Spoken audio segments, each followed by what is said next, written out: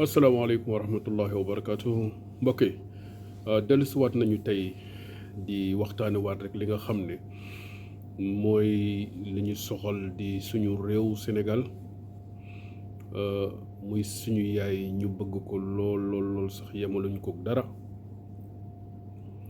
di eggali rek li ñu commencé woon ma waxoon ci li nga xam ne mooy yonent bi sallallahu alayhi wa sallam risaala biñ ko joxoon risaala bi nag dafa yaatu parce que projet boo xam ne ni yàlla jox na ko muy projet boo xam ne long terme la mais yonent bi du koo xam ne tamit daf fee sax ba ilal abad donc boo xoolee ci dundam muy 63 ans nga xool ci 40 ans boo ko ci dindee wala nga tudd ci 23 ans mooy des donc 23 ans moomoon mission boo xam ne projet boo xam ne fallait que mu egg mais boo xoolee ci yeneen prophètes yi ko jiitu woon ñu mën ñoom Moussa alayhi salaam wala ñoom Ibrahim wala ñoom Youssouf ku ci mënta doon dafa am moment bi ngay woote ak place bi ngay woote te c'est pas sûr que projet bi nga yor dina egg sax moo tax ñenn ñu bari ci yenn yonante yi dañ leen a rey donc mujjewuñu egg li seen mission am na ci ñoo xam ne projet yi ñu yoroon yàlla moo ci mujj jàpp ba kenn déggu leen kenn topp leen yàlla da leen di mujj alak comme waa Lóot comme ak ñeneen mu am ñoo xam ne ni sax par exemple bi ñu paree rek dañoo pare ci seen mission boobu rek li ñu jotoon a jottali ñi ñu jotoon a xamal tuuti ci li ñu doon bëgg a doxal ñooñu dañoo ko soppali direct rek dem def leneen moo tax yàlla dafay yónneewaat beneen yoonant parce que écart bi am diggante boobu gars yi ñooñu effacé nañ ko ñi ci baaxoon dem nañu ñu bon ñooy desaat mais le prophète Mohammed sallallahu alayhi wa sallam mooy kenn koo xam ne dafa ñëw liñ ko jox du place du temps monde bi yëpp ko moom ba ilal abad tam day am mais est-ce que moom rek moo porté woon projet bi moom rek moo ko war a mun a jeexal non il avait vraiment besoin des gens yoo xam ne dañ ciy jàpp te gars yoo xam ne du n'importe qui ci par exemple ku tilim wala ay borom xam-xam ñoo nekkoon ci moom ay borom doole même bu dee sax ay esclaves ñu ngi fa woon wala ay pauvres mais c'est des gens yoo xam ne ils étaient déterminés te ils étaient tellement intelligents donc dañ ko doon déglu mais moom it da doon déglu ñooñu projet bu lourd boo xam ne ni fallait que mu egg mais dafa amoon gars yoo xam ne c'était des gens yoo xam ne dañoo radicaliser woon ku mel ni Abu Jahal dafa radicaloon ba nga xam ne dafa bañoon yonante bi sallallahu alayhi wa sallam daf ko bañ boo xam ne du tudd sax turam Muzammam la ko doon wax Muzammam daanaka da ko doon traité lu nekk mu duma ci jaar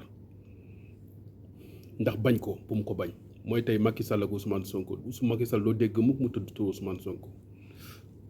c'est profond dafa ko bañ bu mëpp loolu moo daloon Abu Jahal moom moo njëkk a rey jigéen jullit Sumayya ci Makka yonente bi dafa radical ba yonente bi daf ko doon firawna haadihi l umma mooy firawna bi nga xam ne ci sama jamono bi sama génération bi kii mooy seen firawna tellement que dafa bonoon dafa soxoroon dafa néegoon mais am gaa yoo xam ne dañoo gëm projet bi ku mel ni Abu Bakr Sadiq bi mu duggee dafa dem di convaincre ñeneen bokk na ci ki mu njëkk a convaincre Ousmane Ibn Affan mu ñëw ci Ousmane ne ko Ousmane est-ce que xamee nga ma fen mu ne ko déedéet mu ne ko mës nga maa gis may def yu ñàkk fayda mu ne ko déedéet mu ne ko maa ngi lay wax mbir mu ngi fii ci biir màkk nag y a quelque chose qui se passe dans ce pays mu ne ko lan la mu ne ko Mouhamed xam nga ko mu ne ma ko xam naa ko waaju baax la ay un gars intelligent un gars sérieux un gars vraiment bien éduqué et tout mu ne ko dafa am lu mu indi projet la te dama la cee yaakaar yow Ousmane ne ko loo dugg ma taq ci riba yow Aboubacar confiance la am ne loo dugg rek ma xam ne dëgg la maa ngi ci ba ci biir mais gis nga mbañeel boobu dafa amoon lu importance loo xam ne moo doon ci doon dox mooy ñoom amuñu woon soxla ci keneen ku dul yonent bi sallallahu alayhi wa sallam parce que moom moo porté projet bi moom rek la ñu soxla woon buñ ko mënee na lekk dañ koy lekk keneen indiwu leen doon nañu rey ay jullit doon nañu fitnaal ay jullit mais c'était pas pour rey leen noonu dañ ko doon def pour faire peur aux autres pour ñu bañ a topp le prophète Mohammed sallallahu alayhi wa sallam doon nañ ko di ko jiiñ sàcc di ko jiiñ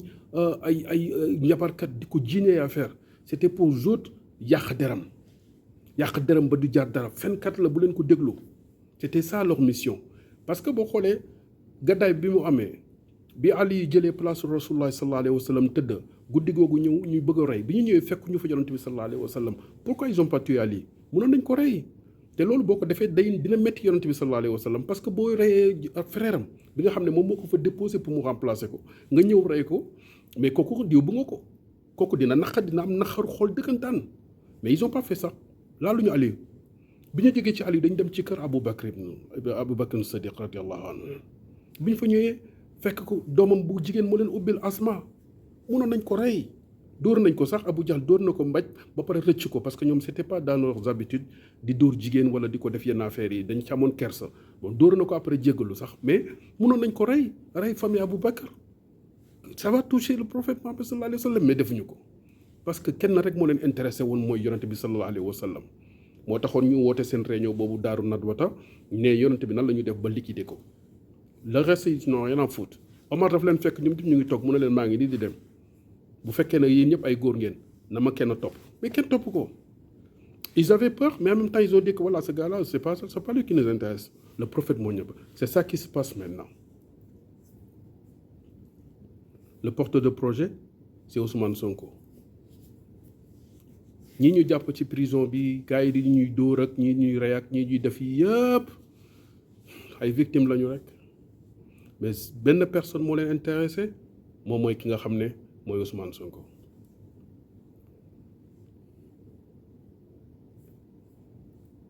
mais dafa am benn moment boo xam ne man damay tiit parce que tiit bi may tiit mooy projet bu mel ni c'est pas pour Pastef projet bu mel ni c'est pas pour Sonko c'est pas pour ku bëgg Sonko mais projet bi c'est pour tous les Sénégalais en fait tey j'imaginais par exemple Sénégalais ñi mu naqar yëpp jóg taxaw ne man daf ma naqari du ma Pastef du ma Yewwi du ma dara mais mbënd bi ci am dëkk bi mënuma ko supporter ñii di dee ci hôpitaux yi mënuma ko supporter agression bi ci am dëkk bi amul sécurité mënuma ko supporter violence bi di am nii gars yi di violer jigéen ñi xale yi nii ak nii mënuma ko supporter tey mënoon naa xaar par exemple gis imam yi balaa ngaa xutba leneen on n'a rien à foutre avant ngay xutba leneen nga xutba li fi ne tey li taxaw ne këtt ni jonn ngay taxaw di xutba mun naa d'accord fii ba jusqu'à 2000 si tu veux 2024 je vais xutba li may xutba ci laal sama société la du ma laal société kenn sama yoon nekku ci màkk sama yoon nekku ci foo munti dem sama yoon nekku ci j'ai un problème dans mon pays c'est ça que je dois régler duñ ci xutba duñ ci wax tey événement yi gën a ngand ci biir Sénégal duñ ko ci wax ils vont essayer de juste voilà camoufler ok c'est un problème sénégalais yi la donc Pastef rek waru cee xeex benn Yewwi war cee xeex benn aar waru cee yéex non sénégalais bi nga xam ne yëg nga ni par exemple pouvoir d'achat bi yokku na cher na ci yow mbay mi doxatul sàmm gi doxatul mais yow da nga war a jóg bul xaar kenn fu ñu musaan a dem guerre par exemple ci yonante bi sallallahu alayhi wa sallam da ngay dégg ñu ne protéger leen le prophète protéger leen ko parce que dañu xam ne ñoom bu ñu jàppoon le prophète def ko li ñu koy def kenn dootul jóg ñëpp dañu faible ñëpp dañu nekk daal dañu daanu au début bi waaw mais am na benn instant boo xam ne même bu yonante bi deewee les gens ils ont accepté musulmans yi accepté nañu ne kon dee na mais le projet va continuer et ils vont se battre et ils vont continuer à défendre leur truc donc man loolu laa gis mooy que ne mbir mi affaire u Sénégalais la kenn warul xool benn groupe bi di ko def yenn groupe yi làqatu ci suuf di xaar ba bés bu neex ñëw nga génn ne waaw nii la woon booy wax yenn wax yi sax danga koy laam-laame ci télévision yi yenn kilifa yi bu ñu wax dañ koy jaar am fu ñu koy jàdd du ñu wax affaire bi direct mais ku xool Sénégal nu muy doxee nga xam ne Macky Sall a violé toutes les règles du jeu da ko en fait bu ñu doonee football moom dafa dugal par exemple 25 personnes ci biir terrain bi respecté wul arbitre bi respecté wul supporters yi respecté wul adversaire am respecté wul sax moom par exemple gardien de but moom respecté wu ko c'est comme ça que je veux moom noonu lay déterminer affaire bi dafa violer toutes les règles ku su sañul nag boo toogee biir Sénégal nga ne nag wax dëgg yàlla ànduma kii mais lii rafetul lii jaarul yoon c'est comme ça que ça se fait te al ulamaau warasatul anbiya boroom xam-xam yi nekk ci biir dëkk bi dañoo war a taxaw wax mën nga far fii bul far fenn mais nag waxal dëgg bi am ci sa dëkk t'en fais partie de ce pays te nag boo nekkul jëlul sa responsabilité en tant que chef religieux wala nga nekk benn marab wala nga nekk borom ba xam-xam wala koo munti doon mais citoyen nga bu la lii méttiwul par exemple ci sa biir kër parce que am nga loo dundee mais xalaatal sénégalais bi nga xam ne sa nawle la amul lu mu dundee nga jàppale ko ci xeex bi mooy ñu waxante dëgg bu kenn jéem a jël intérêt am rek garder ko ne man voilà li man sama intérêt la je garde non du loolu il faut pas être égoïste il faut que nga xam ne dëkk bi ñoo ko moom benn bopp bi ñuy wax ne suñ bopp Sénégal benn bopp la fii kenn mënu ko xar ñaar xam nga kenn mënu koo xar fukk ak juróom-ñaar sens bi loolu la mooy que ne man li may dund neex na mais am na ku nekk sama wet koo xam ne dundam neexut da ngay nekk ci biir Europe bi namoo dara et pourquoi les gens qui sont à l'extérieur di am lu leen métti biir Sénégal boo demee ñu ne la waaw na parce que bu méttee day métti ci yow non c'est pas ça li nga ciy yokk du bari li nga doon yónnee boo doon yónnee 100 000 francs li nga ciy yokk ay 10 000 francs la 15 000 francs la c'est pas ça le problème c'est que da nga am envie li ngay gis ci Europe bi li ngay gis ci àll bi mu neex mu baax mu dox ngay dund bu neex sa mbokk di ko dund sénégalais di ko dund tout ce que tu as envie c'est ça moo tax gars yi nekk ci extérieur bi diaspora bi di rey seen bopp loolu rek la li ñu lay wax ci dépense ça c'est rien du tout li nga ciy yokk du dara du la wàññi dara boo doon joxe 150 000 francs da nga ci yokk benn 50 000 francs xaru ci amul benn problème mais c'est pas ça le débat le débat c'est que man du ma nekk fii di gis lu neex lu fi nekk di gis lu baax lu fi nekk oto yu baax yi tout est réglo feu rouge bi léegi tàkk nit ñi ñu ngi respecté bus yi nit ñi ñu ngi respecté voisins yi ñii ñu ngi dox ku nekk di normal ku nekk di moytu sa borom di respecté sa morom et j'arrive pas à vivre ça dans mon pays j'arrive pas à voir des choses normaux dans mon pays c'est ça qui me fait mal moom moo jàpp ñi fi nekk ci biti